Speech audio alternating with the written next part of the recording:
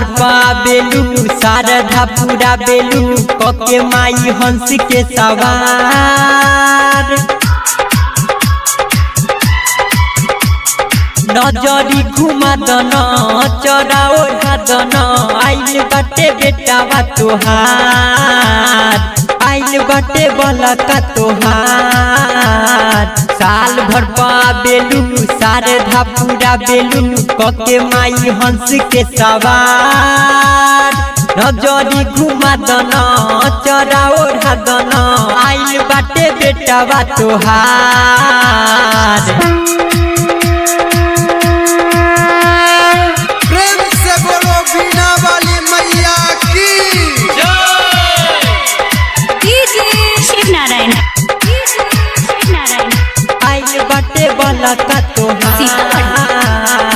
Music by दीपक निषाद।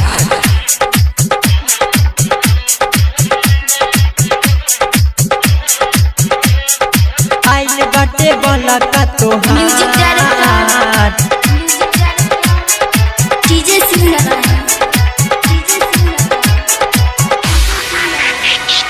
सुना बीरावाली हाथ जोड़ के तुमसे कहतानी आवे जे भी चरण में तू बदल देलू ओकर कहानी।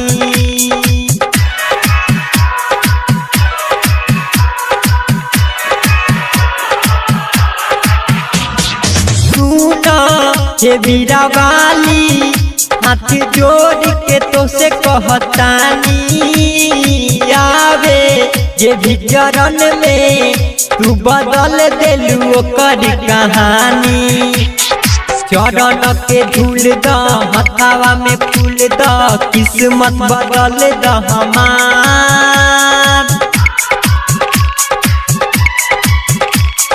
नजरी घुमा दन चरा ओढ़ा दन आइल बाटे बलका तोहार।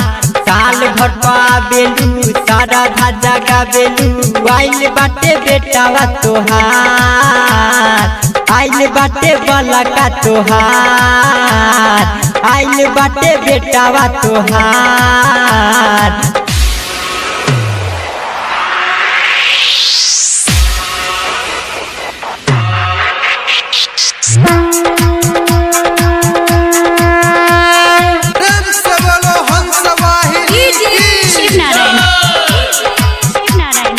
आइल बाटे बलका तोहार। म्यूजिक बाय दीपक निषाद।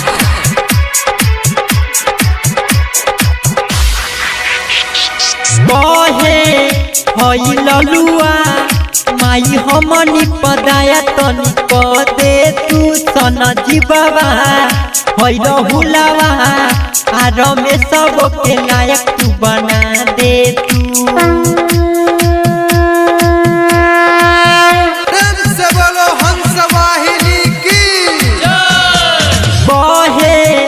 हई ललुआ माई हमनी पदाया तनी दे तू सन जीवावा हई रहुलावा आर में सबके लायक तू बना दे तू।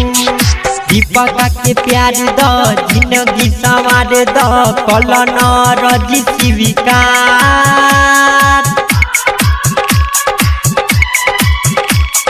नजरी घुमा दन चरा ओढ़ा दन आइल बाटे बलका तोहार।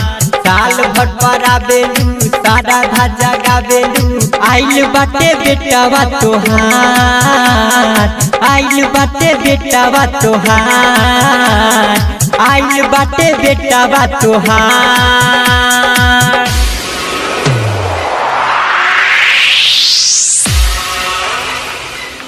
Recording by Nishad recording studio Muzaffarpur.